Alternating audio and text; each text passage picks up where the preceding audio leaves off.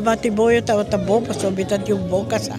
Bom casar. Sim, sim. E a mitad de roupa paciência, roupa tolerância, turcos, me para tolerar e para tolerar também na minha vida.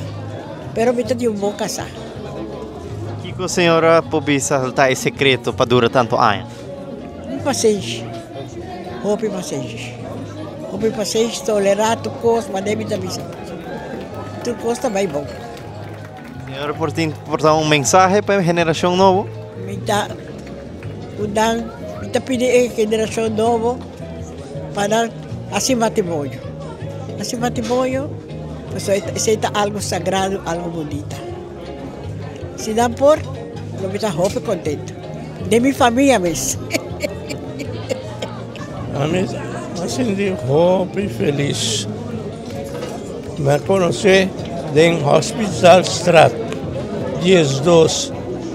E não me conheci. E essa bom senhora para mim. Roupa e bom senhora. Como é que visitar esse secreto para durar tanto anos? O secreto me publicou a coisa. Me tinha escondido.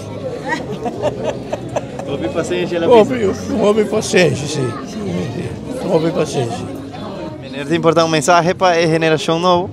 Bem, mensagem para isso não nação comigo, quer vai dentro do matrimônio, conhecemos boa pareja e gosta de ele.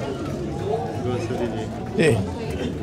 Alguma última palavra você tem para o vídeo, para tudo isso não está wakna? Que nós pomos, nós feliz, contente, nós chega a data aqui. Mas já dia vamos guardar ele. Ela chega assim, por fim, muita roupa contente. Muito contente, sim. Obviamente não pode entrar aqui casar. 70 anos casar, não está huega.